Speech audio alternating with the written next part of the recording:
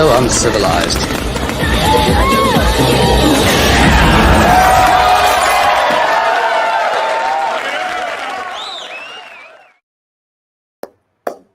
I just do not get tired of seeing that amazing intro. Ladies and gentlemen, welcome to the Rule of Three. We are here to talk about Ahsoka Part 4. Guys, there's a lot to dissect here. But before that, how are we doing today, Anthony? I'm doing wonderful. Very, very happy to be here. Some minor technical difficulties, but we're all here mostly. Yeah, true. Minor technical difficulties. And we got Jace GPT here. Programming response. Hi, everyone. How's it going? Does that sound human? It sounds very Star Wars, so it fits. There we go. Jace, even though we can't see your beautiful face, I am happy to have you on. And like I just said, it fits very well. You look like you fit into the Star Wars universe right now. I'm pretty sure I'm in the world between worlds, if I'm not mistaken. It's what it looks like anyway. Look at this. You sound like a droid. My friend, you're playing the part. You're playing the role perfectly. Oh, wonderful. Yeah, I'll clarify just for the quickest of moments here so everybody understands what on earth is going on. I am currently moved into a new place and waiting to get internet, so I'm going off the hotspot of my phone. And let's just say, for lack of better terms, the video, it just doesn't, it looks like shit. So we're going to go ahead and stick with this because the audio is looking fine. And, we're going to have a great conversation here. I'm just, just pretend you could see my face. Okay. Absolutely. Is it working? Oh, yeah. Perfectly too. No, I must add. And actually, if this video ends up getting like the most views, then you'll have to do this no matter what every week. And that's right. That's true. We'll just say, oh, that was it. It was that cool Berger Rokar logo, and so now we have to go with it. Would love to acknowledge some people that are joining us here live. We got the view with Drew. Hello, Drew. How are you? Eric Thorpe is here saying that we might have gotten hacked by some rogue droids. Of course, maybe. Lost in the Real is here. What's up, Shawn? And we got Katie from Popping the Popcorn. My friends, thank you for being on. But I think it is now time to dig in to our thoughts on Part 4 of Ahsoka, Fallen Jedi. Before we get into our little dissection, I'd like to get our thoughts overall on what we thought of the episode. Anthony. Overall, this was my favorite episode, I think, so far. And I did I've been pretty positive overall with the show thus far. I think this was my favorite one. We had action, we had the story move forward, and we had a kick-ass ending. A spoiler alert, we'll be going into that, and I think a large chunk of our discussion is going to be taken up on the ending. But yeah, man, I'm super happy overall, and really, once again, I'll say it again, and I'm hyped for next week for the next episode. No, absolutely. Jace, how about you, my friend? I'll tell you what, this is the first episode I watched twice. My friend, we are on the same boat. All right. Oh, nice. Yeah, no, I will say this one, it felt, the whole series has felt very Star Wars like, but I guess you've heard our complaints if you've listened to the previous streams, and not like they are such large complaints where it means that all of a sudden we're going to overlook the positives. But this episode, man, while not perfect, still was like such a Star Wars feeling episode. I feel like I really hope George Lucas watched this episode, man. I think he'd be proud. There's a lot to be able to pick apart that I really enjoyed for, I guess, how little of what some people did within this episode. But just so action-packed, not like it needs to be action-packed in order to be good, but I feel like it just added to it beautifully. Who doesn't love lightsaber duels? Yeah, man, I really enjoyed this one. I'm right there with Anthony. This is my favorite of the series so far. I've got to agree with both of you guys. I think this is the best episode of the series so far. I loved it. I watched it twice as well. And the second time with subtitles, so I could get everything I may have missed the first time.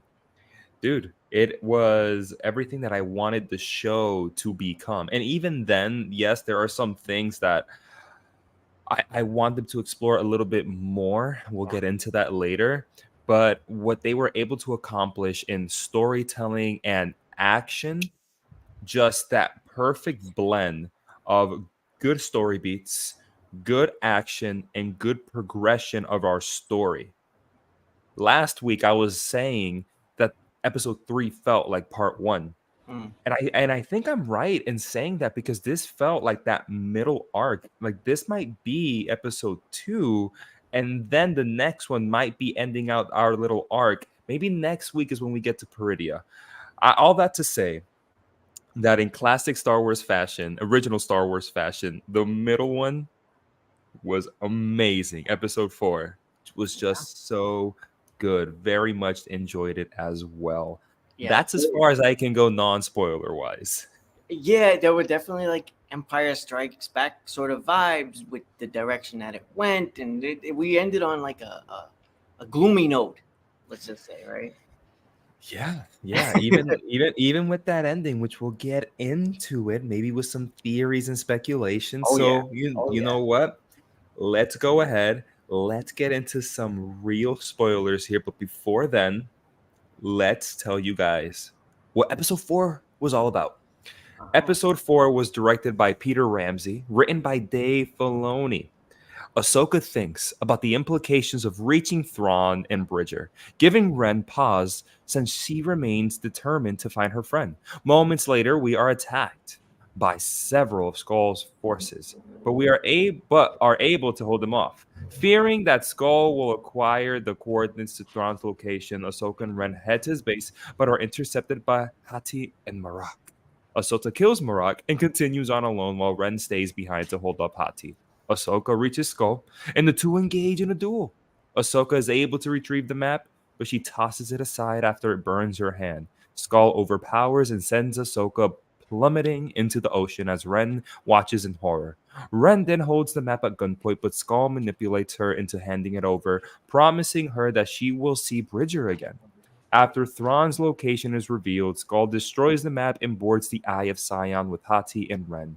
A small fleet of New Republic fighters, led by Syndulla, arrives at Cetos and tries to stop the freighter from jumping into hyperspace, but fails to do so. Meanwhile, Ahsoka awakens in the world between worlds where she is seemingly reunited with Anakin Skywalker. Talk about a mouthful. Woo! Damn. Yeah. Sky was Sky Guy and Snips. I'm sorry. Can you read that last sentence one more time? Let's get to that last sentence, okay? I'm not gonna go into this chronologically speaking, guys. We gotta get to the ending. We gotta jump around here, guys. Hayden Christensen is back, baby.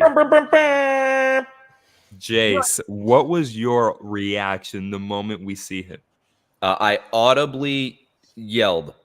Like I made it was some without meaning to. You know what I mean? When it's one of those just straight impulse, like a knee-jerk reaction. That's what I liked about it so much. Was I sat there, was watching it by myself on my phone for the first time, and just happened to see like that part. I looked away for the briefest of moments. Right? It's the only part about that I hate watching it on your phone is like sometimes, you know, it's why I like rewatching it on a TV, which is what I did with this one. So anyway, when I was watching it, I just got to that part and literally just like dropped my phone. I was like, ah! and yeah, but it was a shocked reaction of joy. That's for sure. It was really cool to see him back, man. He looked great. I personally think it looked a little bit better than the way that we saw him in the Kenobi show. Yeah. And it just was like the traditional, what you would expect to see. It looked like very Clone Wars-esque. But you know what, man? I don't want to, I guess, get too much into it right away because I know it's jumping straight towards the end. But I thought it was so unique and almost bizarre that if you look close, he had Vader's lightsaber on his hilt. And they play the Vader theme right at the end. Yeah. Which is like, what's all this about? I kind of got a theory, but I'll hold off on it, I guess, for now. Okay, that's cool. That's cool. Yeah, it's something that I noticed as well. But Anthony, let me get to you. Your reaction in seeing Anakin Skywalker in live action, face to face with his Padawan. It was freaking awesome. This was a real nerd out moment. This was the fan service that we've all been waiting for. We got it. And even more to the point, like it's like they could have just thrown him on screen in areas. They really executed it really well. I loved just even technically how it was shot, where we get the surprise shot where we bleed in with Ahsoka in the water, and then we sort of like we bleed into like we realize that she's in the world between worlds, and just the way they shoot it, where she's dead center and she starts hearing the voice and then the whisper, and they kind of pan around and we see him there. Just the way it's shot, it was handled really well. I guess I knew, I was like, oh, I think we're gonna get him. I knew the episode was about done, and I guess I felt at that moment I was like, oh, we're gonna see him. We're gonna get a little quick tease. We got the tease. So I have zero complaints. I mean, about that aspect of it. I will groan a little bit about the look. Right now, I'm wondering why they did any CGI at all.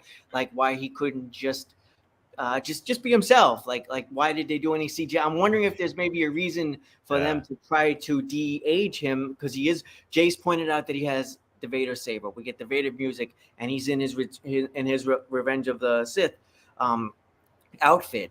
So it seems like they really want us to get the vibe that this is Anakin from Revenge of the Sith era. I feel like that's what they're going for.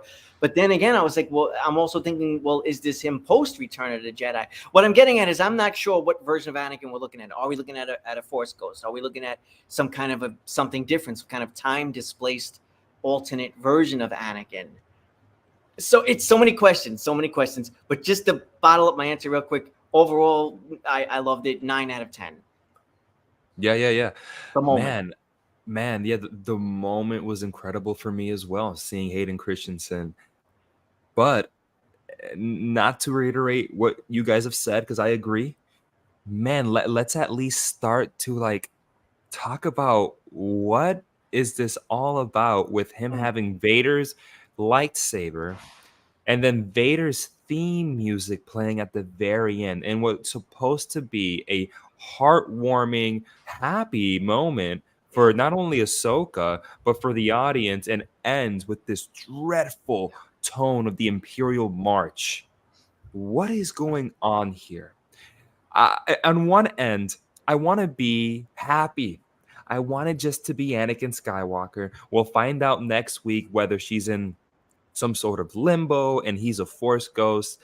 I want to be happy. I want them to just, but it doesn't end happy. It's foreshadowing something a lot darker. So it's like, what is it is going a reunion. on? It's at least it is a reunion, but like you said, there's this dark cloud. I don't know. Can I? Yeah. All right. I guess I might as well dive into. Jump in, man, please. Throw this theory out there. Yeah. Okay. So this is. I feel bad for anyone that hasn't watched the animated series of Rebels or of the Clone Wars, because clearly, we make a lot of references to, we like this stuff because we've seen those shows, so we get it more, right? We know these characters, we know what they're supposed to act like and everything. And here we go again, right? I have something now. This goes real deep. Like, we about to get real sweaty nerd shit up in here. All right. I'm letting you guys know now. All right. But I think that this is onto something. So in the Clone War series, and I actually found the episode. It's I think it's multiple episodes. It might be contained to one episode. But there is season 3. Episode 16, and like I said, I think there's actually a couple of episodes where this takes place, but there is a point in time where Ahsoka, Anakin, and I believe Obi-Wan go to a place known as Mortis. Okay. And Mortis is an I'm trying to read this from Wikipedia, so thank you, Wikipedia. An ethereal realm, ethereal. Holy hell, I feel so. But there we go. Thank you. Ethereal realm within the Force, which was whispered over in legends and stories passed down through the millennia by Jedi, Sith, and blah blah blah blah. That kind of goes on from there. But the point is, it's kind of like a realm that exists outside of everything else. Time works differently there. When they go into this place, they're there for a couple of days, but in the real world, they're only there for a few seconds. So the point of why I'm bringing this all up is because within this story, there is these 3 characters that are the father, the son, and the daughter. The daughter represents the light side of the Force. The son represents the dark side of the Force. The father represents balance. the father tells Anakin at one point, "You are meant to replace me.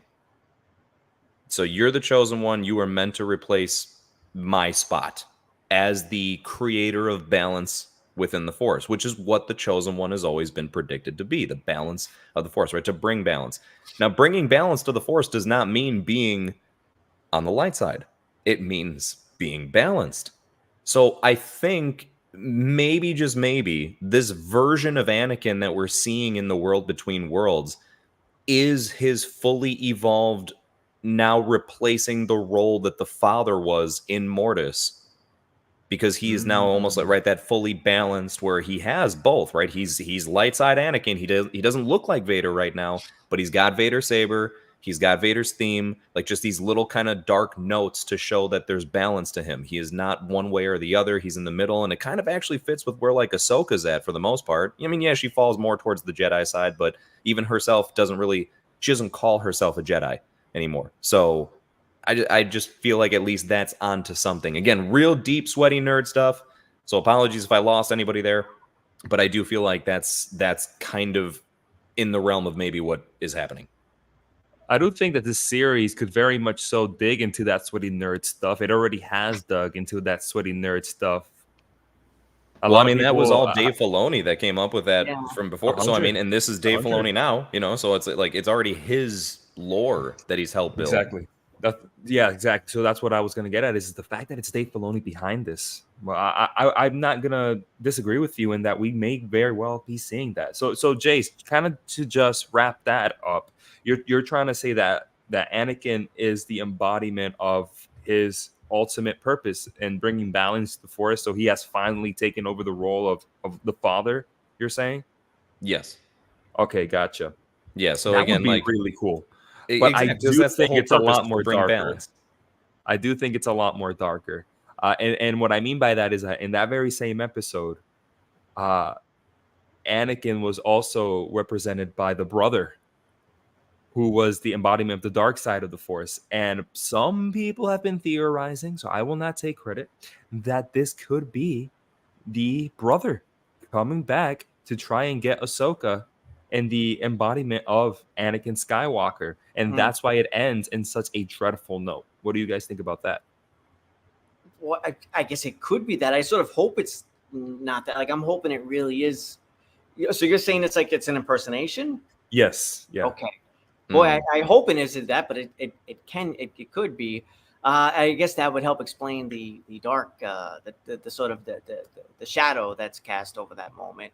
But we'll see. Jace is bringing up a good point. I guess like we're trying to look back to Rebels to explain things a little bit, and I guess we should be looking back even further to like Clone Wars. And again, it's all Dave Filoni's universe, so that's some right material to look back at.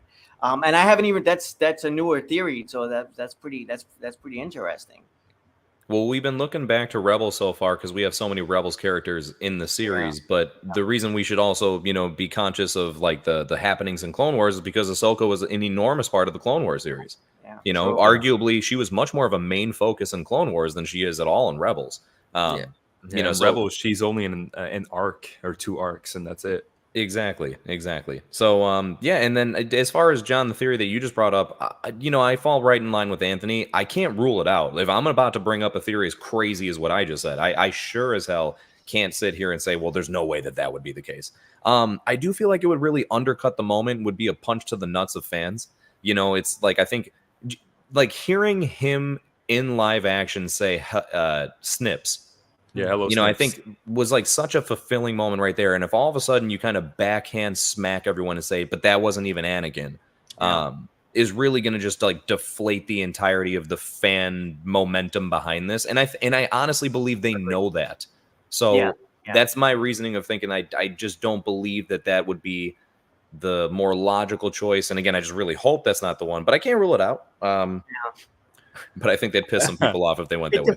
I had the same feeling when when Qui-Gon showed up in Clone Wars in an episode, and then there were people who were speculating, well, was it really Qui-Gon, or was it just a vision of Qui-Gon? And it's like, well, geez, that takes the fun out of it if it really wasn't really him, because here we are getting the actor back for all intents and purposes. We're getting a full-on reunion, but then you're telling me it's not a reunion, so that definitely takes the fun out of it a little bit.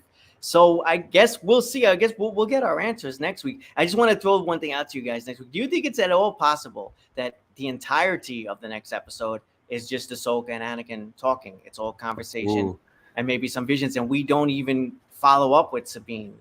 I don't think either of you guys were into Lost, but Lost used to do stuff like that, where they would just kind of completely go away from a story and follow something else that you weren't expecting. Yeah, I've never seen Lost, so I can't answer to that part of the question. But I will say, man, to get Anakin, Hayden Christensen's Anakin, and Ahsoka in a full episode with nothing else, not against that. I would love to see that, but at the same time, I would love to see just a little bit progression as to that road to Peridia, which is the whole point of Ahsoka in the end, right? So I would love to see some progression on that end next episode. But if I don't, and what we get is this beautiful, maybe emotionally tearing episode between Anakin and Ahsoka from beginning to end, I'm not against that. I would totally be for that. Before we get into that, Jace, I'll let you answer that. I just want to end my thoughts with if Anakin is this or that or the other. I'm going to be honest. We, for the last 3 weeks, have been talking about Marok, and that ended up just not being anything. I'm just gonna say it like this. It could very well be that the musical notes at the end of Vader's theme song, and that could just be the last time Ahsoka saw him, it was as Vader. So it's kind of just a little reminder that there's this happiness and like, here's my master. I'm seeing him for the first time in decades. Oh wait, but the last time I saw him, he was trying to kill me as Vader. So it could still just be Anakin, and maybe they're gonna have to work through that hurt next episode. Okay, right? That's a good point. I think it's good to keep perspective, right? Because we as fans tend to really, really read into stuff. Now, to be fair, in this case, this is a special occasion. This isn't like a cool, mysterious, masked person who could be anybody. This is Anakin, and we're getting some hints going one way and the other. But yeah, you're right. I think we should kind of keep our expectations, like manage our expectations. It could simply be Anakin, and that's that. Yeah. What do you think, Chase? Well, I do think that this is intended to be more than just a hi and goodbye cameo.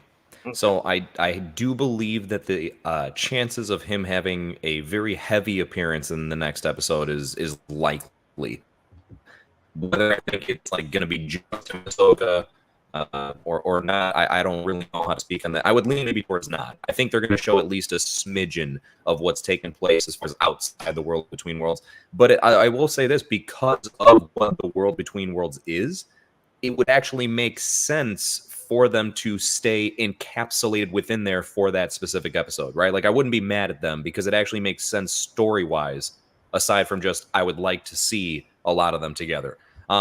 Realistically, if they were to do a story where it was just the two of them, I could easily see them kind of walking down the paths and seeing the different, openings of the portals within the world between worlds, and kind of just revisiting different moments, like almost like seeing, getting a chance to see themselves back in the Clone Wars. I still think that this is maybe where we're going to finally see, if you guys remember, I brought up that they had castings for a younger Ahsoka, because of the fact there was supposed to be a Clone Wars flashback. This just seems like the perfect place to plop that in. Like, maybe they just happen to go back and take a look at something, and then as like from an audience sake, we go into that moment and get a chance to explore it a lot deeper before it takes us back to the world between worlds. And maybe that whatever they just showed us was like a lesson to be learned that they then talk about afterwards. It'd be great. I'd love if they got a chance to kind of do something like that. So I'm excited regardless, but I stand by the fact that I don't think it's just meant to be like a small cameo. I think he's supposed to stick around for most of the episode. And Star Wars released this beautiful new poster for Ahsoka, and Anakin's huge on that poster. Oh, dude, not just that, but with the poster, did you hear, like, they are releasing episode 5 in theaters in certain places? Yeah, brother, I already got my tickets. Did you? Yeah, I did. I RSVP'd for them already. Yeah. Nice. Yeah. No, but don't you feel like that really says something? Like, why would bro? They didn't do that for any episode of The Mandalorian, not even when they brought Luke back. Not Yeah. even when You they know? brought Luke back. Yeah, and next episode is directed by Dave Filoni. Oh man, I feel like dude, this next episode is. I mean, I don't want to overhype it for anybody, including myself, but I feel like it's about to be just straight fire. It's not even Yeah. us hyping, man. They're doing it. They're doing all the hyping, pretty much. Yeah, it has to be a big deal. Yeah, I agree. I think that's also why, as much as I would like, a little episode of just Anakin and Ahsoka, I don't think it's going to be that. If they're going to show it in theaters, this is going to be like a movie, right? This is going to be Anakin and Ahsoka plus the road to Peridia, plus maybe our reintroduction to Ezra Bridger, Yeah. right? Plus, Marok is gonna come back. Oh, you mean that? You mean the lower half of Maul? So hey, all right, let's touch on that for a little bit. We're jumping around here. It's okay. Bear with us. No chronological order here. Marok, his identity was revealed, and I am happy to say he is not Ezra Bridger. But we can't not say he wasn't the lower half of Maul because he was brought back to life by Night Sister Magic. Oh gosh. It's a bummer that he wasn't anybody more serious. But I guess hindsight is 2020, right? Because it does feel like if he had been, I don't know, if he'd been somebody like a bigger character, it would have been like another storyline to be concentrating on if he turned out to be somebody else. So I guess it is what it is. We as fans read a little too much into that one. I don't know. Jace, your thoughts on that reveal? Bummed out.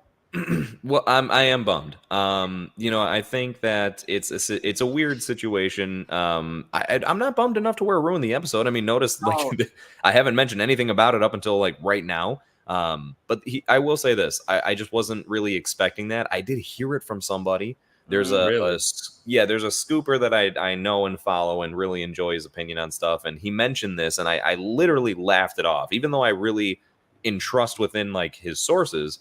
And he seemed super sure about it. He was like, "You all are gonna be so disappointed," and I was like, "Yeah, right, man," because he brought up, he's like, he's literally just gonna be a bunch of smoke, and if I'm not mistaken, I don't think that's the first time they've done that. I think that this was something that Clone they Wars. pulled. Yes, there we go. And I don't know, man. I guess the only reason I don't really like it too much is because of the non-understanding of it. Not like you need to understand every single thing super intricately, but I would love to kind of grasp, like, so what was he then? Was he an amalgamation of some like bits and pieces of the Force? Was he like a spirit of someone that had lived before that somehow was able to like exist until slashed with a saber? You know what I mean? Like, it's just, I wonder, like, why even give it a name if it's just a bunch of smoke? How is it talking if it's just a bunch of smoke? So I guess those are the only things that, again, it doesn't bother me to the point where it's like, oh, I fucking hate this. But it is just like, I wonder like a lot about it as far as, since we've been talking about who it could be, to then have that be the answer. It's like, it leaves me with a lot more questions. Also, it really sucks that it wasn't Starkiller. But yeah, that's the main thing. But nonetheless, man, even though some of the HK droids in the Eye of Sion, they were kind of dressed like some Force. I think it was Starkiller's like get up in the games. Oh shit, were they? I think so. I could be wrong, but I had heard someone say that, and then I noticed it as well. Well, the one thing I was going to say that is completely a positive, and it actually makes me kind of look past, along with all the other positives from this episode, helps me look past the smoke that he was. The fight, dude, the duel between him and Ahsoka was really, really entertaining. The choreography I thought was just really well done, and I actually could say that about all the fights in this episode. But they just, it was very, very well done, and like I said, it was actually kind of epic. You know, when you look past the disappointment, it really kind of was cool and creepy and had like an interesting element, the way that the smoke did like explode out of Marok, you know, with like the hiss behind it and the, you know, like almost like a scream. It was cool, man. It was cool. But but at the same time, we got one lightsaber strike killing somebody, so that's good. Yeah, so is that you just need to be made of smoke?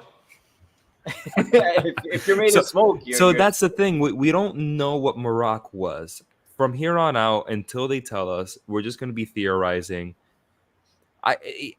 Here's my theory. My theory is that Marok could have been an Inquisitor. Yeah. That died during the reign of the Empire and brought back to life by the Night Sister Elsbeth. And because we've seen that in Clone Wars, where some of the Night Sisters reanimate, bring back to life certain individuals. And the same exact thing happens to them. So that's what I think. That's my theory. It's a good one. I like that one. I hope it's real, though. I'm curious to go back and see the death of Darth Maul and like Savage Opress, like when they were slashed.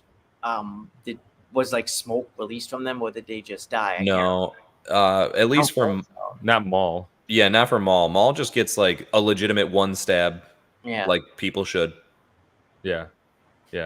No, yeah. So I think the smoke just more embodies that he was brought back to life by witchcraft, and we even get that statement from Baylan when he's looking up at the map and he goes witchcraft. Yeah, I think it's kind of building up to that moment, so we can kind of deduct that it's witchcraft. Okay, get it. That's all. Yeah, because to be fair, Maul wasn't brought back to life by the witchcraft. He was just more so like he regained his sanity. Yes, and his legs were enhanced by the witchcraft. So I think maybe that would help explain like why smoke wasn't released for when he got stabbed. For him, yeah.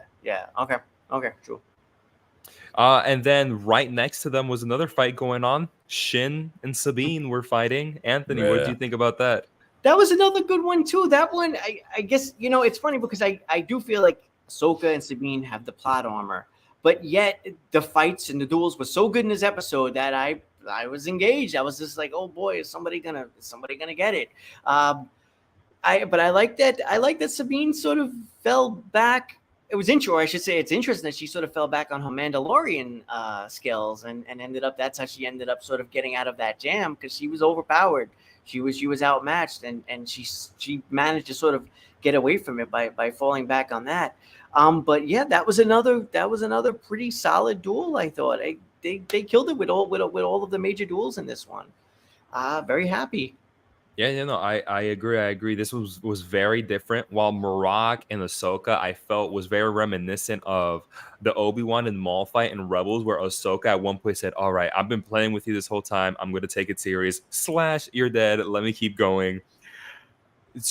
Shin and Sabine was a lot more of that little bit we got of Mando and Ahsoka in chapter 13 of Mandalorian, where we get the Jedi with her Jedi abilities going against the Mandalorian and all their skill set. But while they were able to make amends very quickly, this was a full-on fight that I quite enjoyed, how they were able to one-up each other with their own skill set. Jace.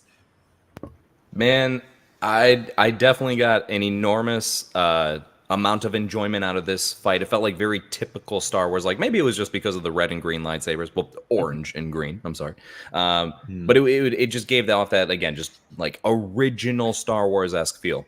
Also, I can't help but throw this in right away. I got such a kick out of this when I heard it. You know how Shin gets away by throwing like a smoke bomb? Yes. Someone made a joke about how they were like, "Oh, so Shin escaped by throwing more rockets at the end." Wait, repeat that again. Sorry. Losing you a little bit. Oh, no, not really. I'm telling a joke. Hold on. Uh-oh. Is it still there? Am I here? Yeah, you're good. Yes, sir. Okay. So anyway, like when she throws the smoke to get away and everything, somebody made a comment that they're like, "Oh, so Shin threw Marok at Sabine to get away." Oh, my goodness! I absolutely loved it, dude. That's so true. That's so true. But yeah, no. Again, it was definitely a nice little battle, nice little duel there, and was very happy with how it ended as well. No, yeah, for sure. Yo, Shin and Baylan, man, they are so cool, bro. Yeah. Dude, if I was a child during this era of Star Wars, I would be begging my mother for toys of Baylan and Shin. They are so cool. Yes. Right? and also just the acting. Again, I'm gonna compliment the hell out of Ray Stevenson. Give this guy the awards. Give this guy the rubber duckies. Rubber duckies, baby. Big time, man. Now he's really shining in this episode. I mean, he's been shining all along. He's been a highlight of the show so far. We don't even fully know all of his motivations yet, but yet the acting is just so good and the performance is so strong that like he's quickly become like a fan favorite. I know I'm just loving this guy, and I always come back to like it sucks that we're not going to get more of him no matter which way the story goes, but I'm grateful just of what we're getting. Dude, Balin is what the dark side represents. You can be against it. I was telling this to my wife. The only reason we are against Balin is because he is against our protagonist. Mm-hmm. Not because he's a dark side user, because he's everything a dark side user is. The reason why the Sith Order failed is because they got too full of themselves, egotistical, manipulative. They manipulated the Force. Not Balin or Shin, right? Because that's his Padawan. Dude, yes, they are dark side users, but they use the Force and they respect the Force and they use it with humbleness, with respect, and ultimately with grace. That's why I call him the anti-Qui-Gon. Qui-Gon is everything that the light side of the Force should have been used like, not politically. And that's the same way that Balin is with the dark side of the Force. Yes, he does. And instead of passion or whatnot, he uses his power and anger. But I don't see him as a bad guy.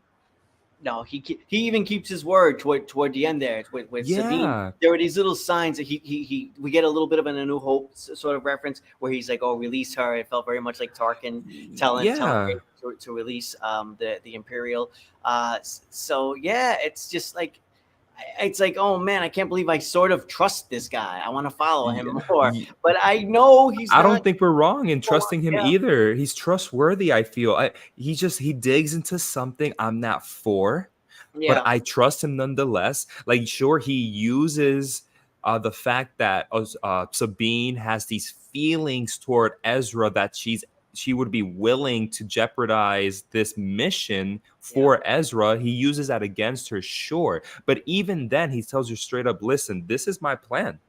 And I want it. And if we're going to find Thrawn, that's what's going to happen. I'm sorry.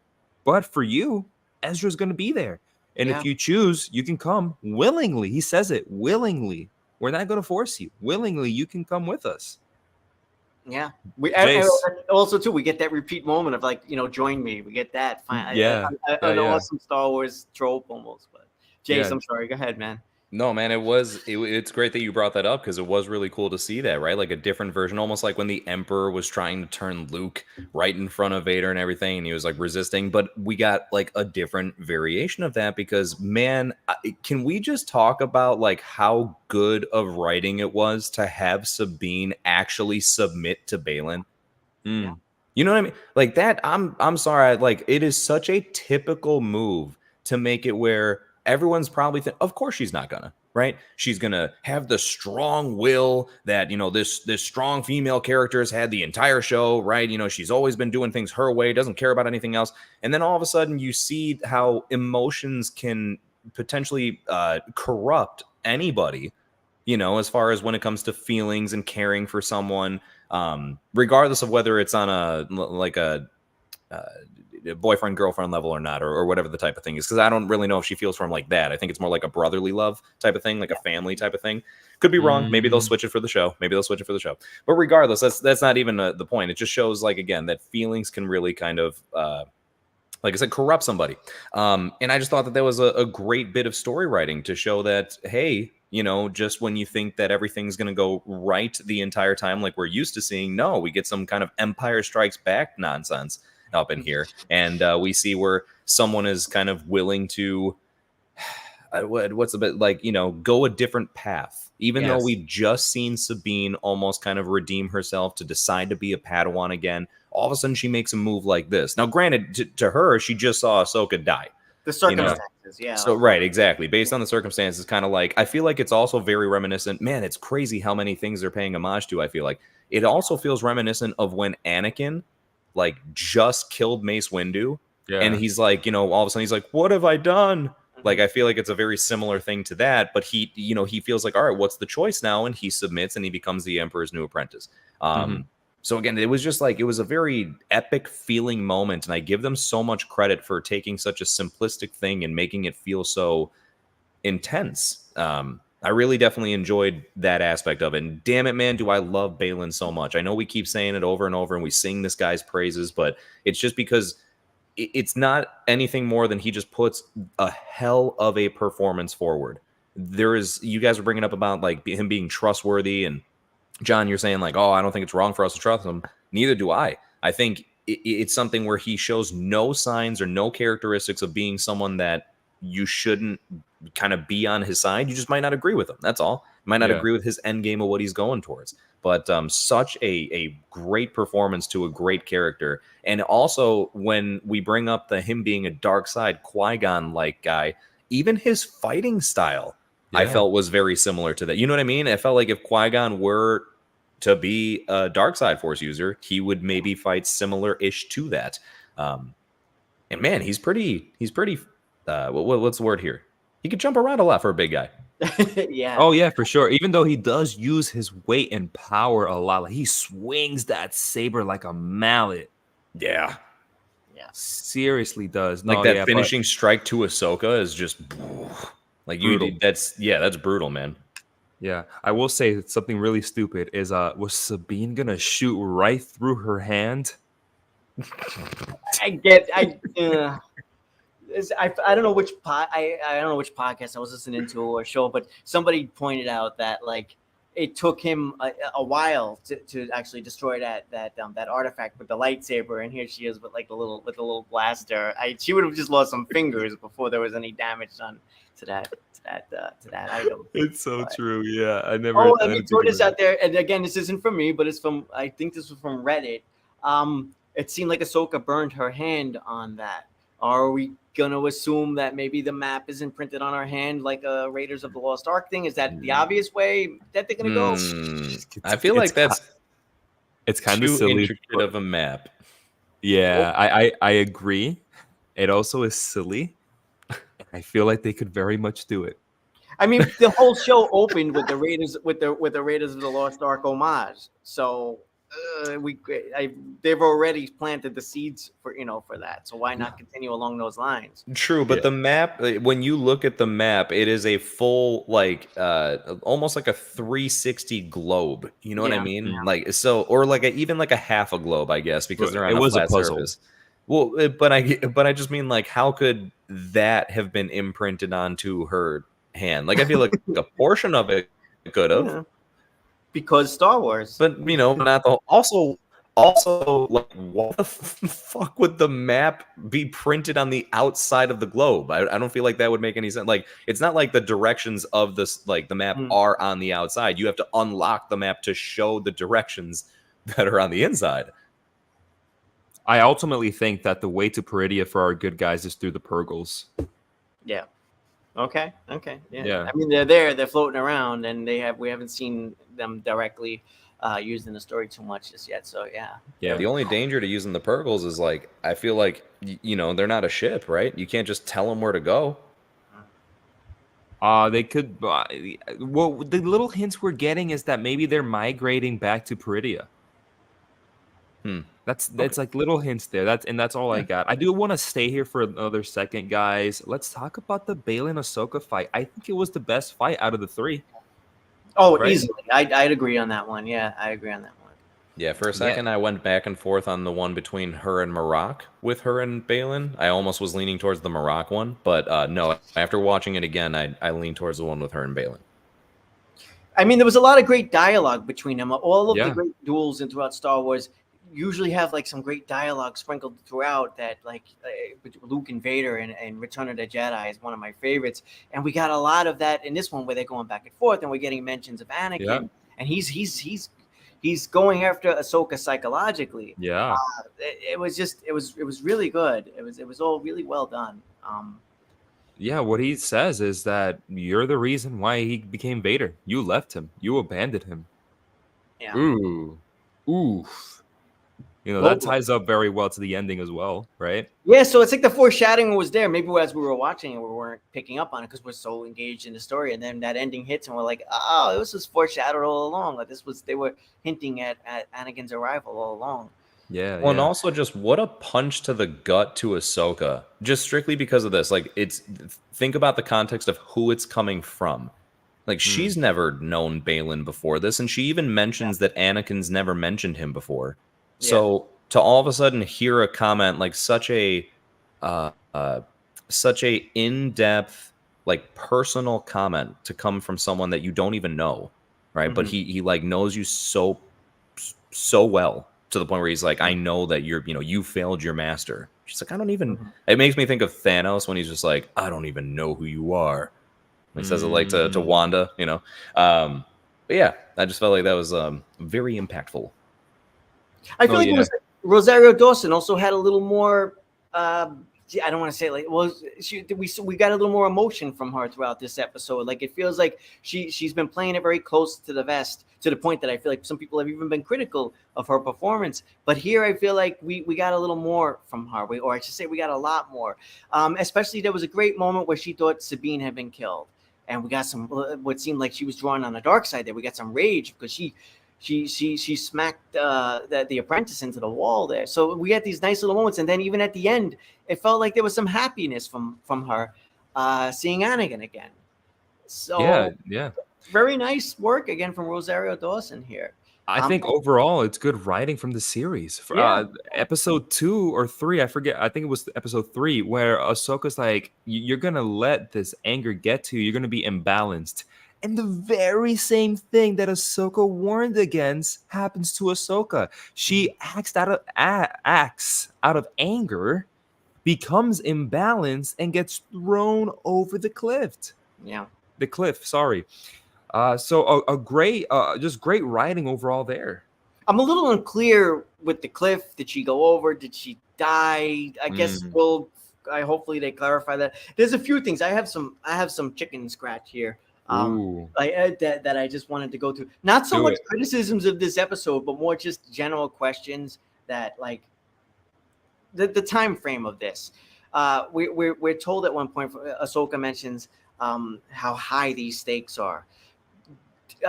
She knows Luke at this point, right? Like they've already met because this is taking place after Mandalorian. And I know that we got the meeting between her and Luke in Book of Boba Fett. And they've known each other for a while in Boba Fett. The stakes are so high. Why isn't she asking Luke along on this adventure? I mean, he's a Jedi. It seems like she knows him. So and then also at this point, I really do need to know the history of why Sabine and Ahsoka initially parted ways. I feel like there's a few just little nagging things that I feel like they should have been answered already. I have confidence that they probably will be answered next week, or if not eventually. But I do feel like it's holding the show back for me a little bit. I don't want to completely gloat on this episode because those are things that are still nagging at me, and each week goes by, and each week I don't know, these questions are floating in the back of my head. And one of them is just a key aspect of this show, like that there was a separation between Sabine and Ahsoka, and I don't exactly know why, unless I maybe missed something. So either one of you guys, if you can explain it to me, and maybe I've missed it, like why did they sort of part ways initially? No, they haven't gone into it yet. Okay, so and it's not me. I haven't quite missed anything. But I find myself wondering about that, and it's like, well, why am I wondering about that? Why can't we just know that? Yeah, it feels weird to hold that as a mystery over everything else. I honestly, Anthony, I feel like this might be something that they start to explore in the next episode. Okay, all right, fair enough. Like, I feel like there's a chance that one of the lessons that Anakin could be providing, this is reminiscent of like in the Kenobi show, where Kenobi wants to like be a good. Well, I mean, I guess he was kind of, sort of, not really being a master, but parental figure at that point. But still, he was getting guidance from his master to know how to act in the situation.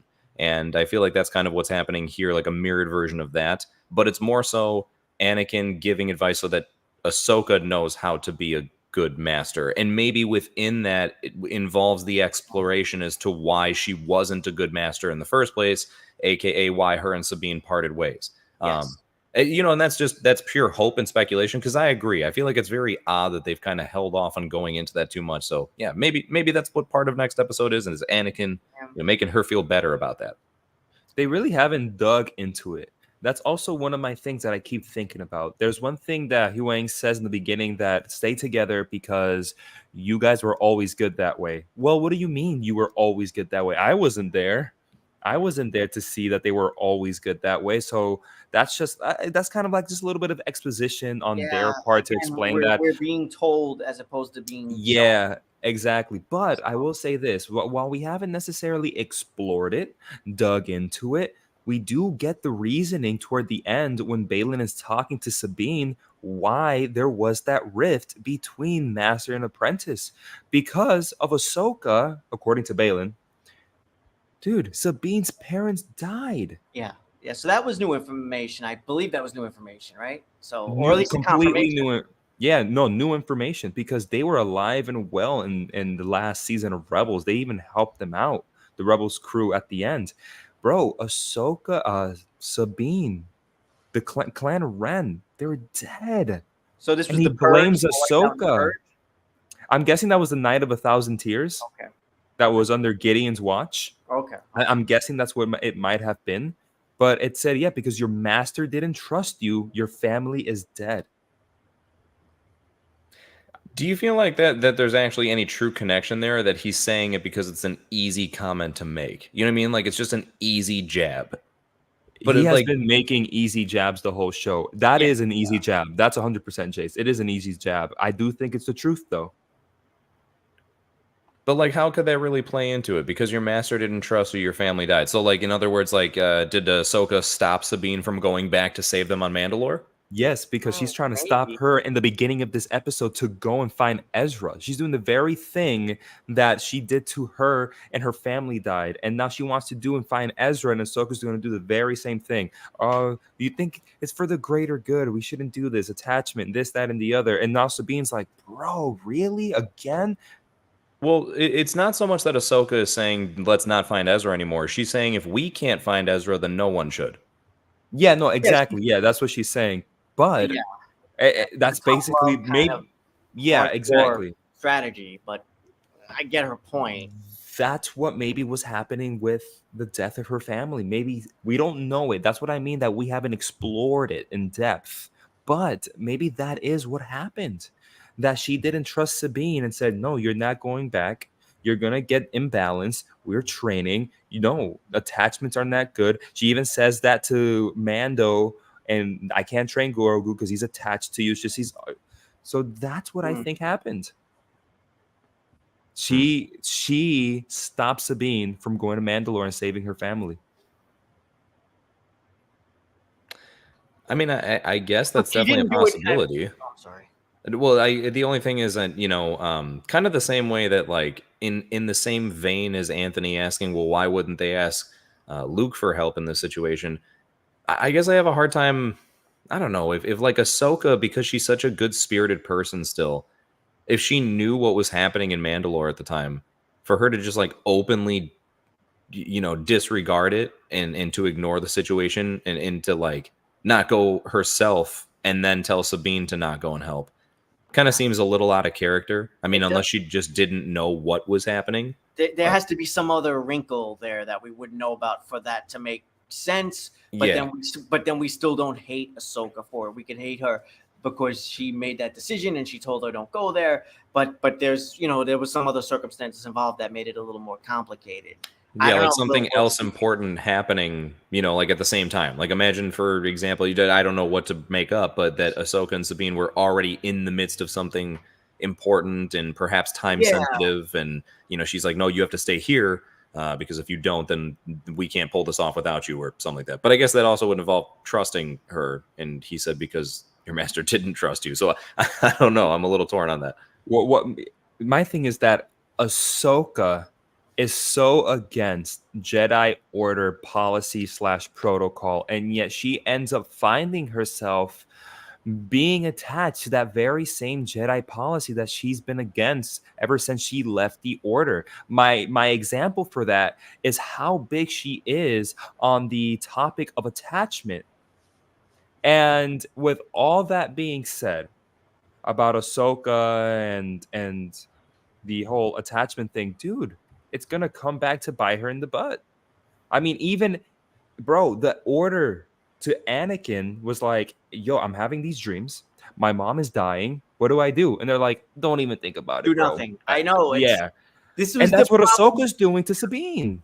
This was the problem with the prequel era Jedi, Yeah. right? It was just so rigid and Yeah. strict. And yeah, dreams about my mom. Yeah, don't do anything. And by the time he gets there, she's dead. It's too late. It's like, how do Ahsoka's you doing the not same expect thing. this guy to go dark side? And now we're Ahsoka's getting doing a the bit same of a thing. repeat of that, or at least we should say it seems like they're suggesting those same types of things may have happened with Sabine and her family being lost. Maybe we've stumbled into it with this conversation, right? Anthony, I mean, me and you, we're parents, bro. Don't you sometimes sit down and think, man, I'm becoming like my father, or I'm Oh, becoming like my mother. The things I swore up and down I wasn't gonna do, and I'm doing them. Yep. That's going on with Ahsoka. It is weird too, because Ahsoka makes such a point to clarify that she's not a Jedi, and yet she walks, talks, and does everything like a Jedi. So it's kind of weird to just make that claim. So it's like, okay, then what are you? I'm Ahsoka. Yeah. Well, I don't. You're right. You're absolutely right. You're absolutely right, Jace. But I don't mind that she's conflicted and she's lost. That's okay. I mean, I guess part of this fun of this show could be her finding herself and maybe her. No, but it's just that she embracing doesn't act yeah. conflicted. Yeah. Like all of her actions speak to her just being a Jedi, but her words seem to, you know what I mean? Like she's just like, I'm not a Jedi though. I don't feel like I'm part of a Jedi. And it's like, okay, well then stop fucking acting like a Jedi and nothing but a Jedi. Yeah. I mean, she's living this solo lifestyle, right? It doesn't. Yeah, it's exactly. You're Like, a Jedi, but you're not a Jedi. I mean, yeah. Ahsoka Solo. Well, no, I mean, like that's is right. Tell me one trait about her currently that's not Jedi-like. The fact that she's training Sabine would be the one that comes to mind. Well, but how is that not Jedi-like though? Because the Jedi Order wouldn't have taken Sabine as a Padawan. Okay, no, that's fair. But like, however, didn't they say that about not taking Anakin as a Padawan to Obi-Wan? So they would have complained about her being too old and we can't do it and blah blah blah, and then they would do it anyway. Well, yeah, it's my point. Is like I feel like that's also still kind of Jedi-like. Like that's very Jedi-like to completely say this is terrible. We're not gonna do it. Don't do it. Dragon movie guy in the chat. What's up, Brian? How you doing? Yeah.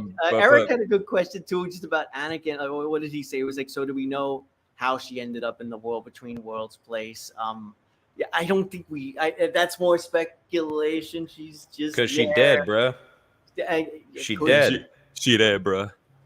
She gonna come back to life like a worm. Well, here technically it wouldn't be the first time she died. Remember when I brought up that place earlier called Mortis? Yeah, she died on Mortis, bro. And then the daughter, so the embodiment of the light side of the Force, what's the word I'm looking for? She sacrificed herself to save Ahsoka. Yeah, she gave her life force to Ahsoka. Yeah.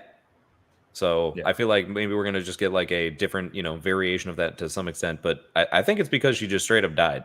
I don't think she fell through a portal. I don't think someone pulled her there. I think it's because she potentially dead right now. Do you think she's been living off of 2 lives, and so this is just 1 life gone? Well, like a cat, we're saying, or she has because are we saying that since the daughter gave her life force to Ahsoka, are we saying that she's living 2 lives? No, I mean, I don't want to say some like crazy stuff, but Star Wars is all about crazy stuff. But I feel like maybe, just maybe, that it's like a situation where I don't want to say immortal, but like, you know what I mean? You know what I mean? Like, where it's like it, because again, the it's hard to explain what the daughter was. She was basically like a god. So I feel like if a god uses their own life force to resurrect you, do you not have like, are you not like a demigod now? Yeah, so that's interesting that you say that, Jace, because while Ahsoka was in production, Filoni himself said that Ahsoka's arc is going to be taking that of Gandalf from Lord of the Rings. That's right. Yeah, yeah. Yeah, where Gandalf, right, sacrifices himself, dies, ascends up to whatever heaven they have in Lord of the Rings, and comes back as Gandalf the White. He ranks up and becomes one of the most powerful Bruh. beings in Lord of the Rings. And he's saying that Ahsoka's gonna have that similar arc. Could this be her ascension? And when she comes back to the galaxy, she will be like Gandalf the White, Ahsoka the White, I'm Yeah. so glad you just said that because I've heard the same exact thing. And right? yeah, that's what I think they're getting at. Wasn't that one of the inconsistencies with the recreation of the rebel scene where Ahsoka was already in white and had a staff, but when they did the recreation in this, when they did the recreation for this show, it was a little bit different. And I think people just sort of brushed it off as like, well, it's different because it's different. This is just the live action version. I don't know. Maybe we are gonna actually see yet another interpretation of that scene where it's more consistent, and Ahsoka's in her full white garb, and she's back again. I don't know, but we'll see. Boy, Dragon Moving Guy is not a fan of Sabine.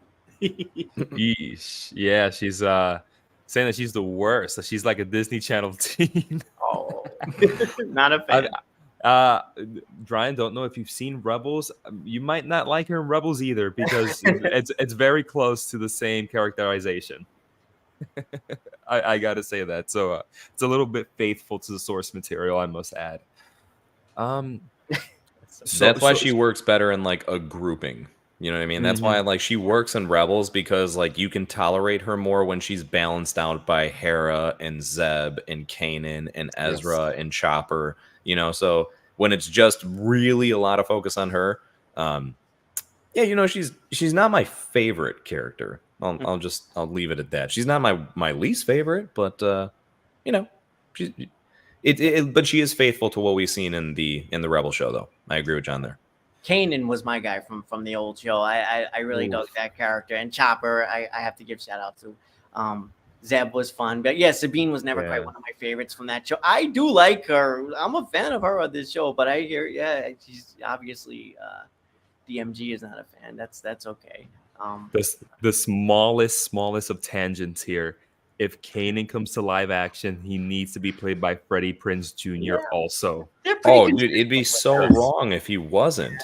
Yeah, just the smallest of tangents there. But I wanted to just end this little fight talk that we went on with explaining the 3 fights to you in a way that I saw that was so poetic. So, guys, these 3 fights are the 3 embodiments of the 3 different saber styles that we've seen in the films. I don't know if you've noticed that Moroccan Ahsoka was very acrobatic and choreographed, like in the prequels. Sabine and Shin was very rough, and they were like just hacking at each other, like the sequels. And then Ahsoka and Balin was very swift and methodical, like the original trilogy. They covered all that bases. Good observation. Yeah, shoot. Well, that's an interesting way to. I didn't even notice it. Man, this show is just left and right paying homage to so many different things. It seems. But it's doing it in a fun way where we're not always picking up on it initially, and then after the fact, sometimes it's like, oh, I see what you did there. Well, that's how you can tell that they're doing it well. Yes, yeah. It's not so on the nose. Yeah. Right.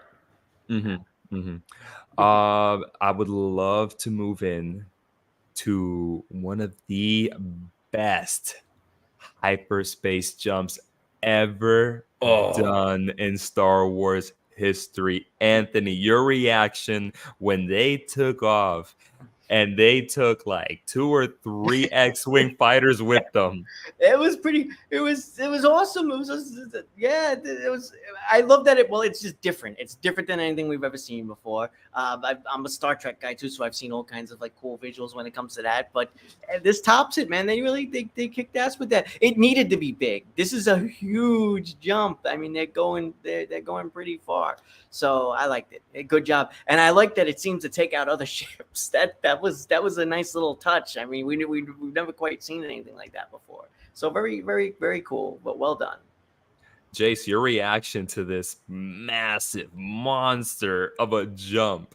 Dude, it was really impressive how they could take something that we are already so familiar with, right? It's just a hyperspace jump, and it's badass every time. It always looks cool, right? I don't care how many times I've seen it. I love watching ships do that. But they took something that we've seen so many times that you're just kind of used to and made it so fresh and exhilarating. And I legitimately felt like I got goosebumps for a moment as far as like the approach to it. I don't mean to blow it out of proportion here, so I mean, take this with a grain of salt for this comparison I'm about to say, but it was kind of done in a similar realm to like the lead up to the bomb blowing up in Oppenheimer. Where there was like such a really cool, intense buildup that by the moment it actually did launch, it was, you felt like you wanted to grab onto something, like what's about to happen. And I do feel like the impact was very appropriate. When you see even a small ship go off, you could tell that would do some damage if it hit something. In the sequel trilogy, we get a little bit of a glimpse of that. We have a capital ship that literally, jumps to hyperspace and crashes into another ship. So to see something this large on this scale to take off like that, I think it was very sensible that it was going to just annihilate everything in its path, basically. And I think that some of the people that survived that have the plot armor they do are very lucky they have that plot armor, because it really should have taken out everyone, it seems. Super well done. Again, super intense moment. That was such a cool thing to see of again, I can't stress it enough, so I'll be repetitious on purpose here. Taking something we're already familiar with and then like kind of just flipping us on our heads and giving us something that subverts our expectations in a positive way. Yeah. It should have taken every single ship with it, but you can't take the ghost. No. Come on. No. Well, you definitely can't, because I believe it shows up as a little quickie cameo at the end of the sequel trilogy. So that ship is safe. Yeah, it's in Rise of Skywalker, so it's safe for decades. It's safe for decades, unless that was the Ghost 2 or something like that. Oh, you're right. It could have been the Ghost 2. Yeah. Jace, I want to pass it to you real quick, because this is something that people are kind of divided. It's not that big of a deal. I just kind of want to see your thoughts. Jace Syndulla saying something along the lines of, I've got a bad feeling about this. No, man. Well, I got no issues with that whatsoever. I knew at some point in the show someone was going to drop the line, and probably put a spin on it like they did. So I don't know. I don't really think there was anything wrong about the timing of when it was said. I feel like out of all the characters, to be fair, it makes sense story-wise that he would say it. There's no denying he's force sensitive. Yeah. He's Kanan's kid. And, so with that, I actually think, again, just is very logical that he would actually say, I don't have a good feeling about this. I liked it, man. It was good Star Wars stuff. You got to have someone say that in every Star Wars project at least once. Yes. Agreed totally. Yeah. I mean, I don't know why he looked at the camera and winked. I thought that was a bit much. He didn't do that. It was totally fine. It was very natural. I'm fine with it. And like Jace already said, he took the words right out of my mouth. It's a nice little subtle indication that the kid is most likely force sensitive.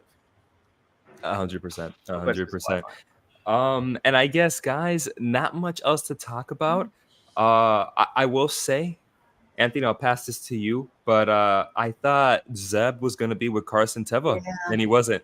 Yeah. Well, I guess they're holding off on that full-on reunion. Okay, fair enough, because they've given us some cool stuff already.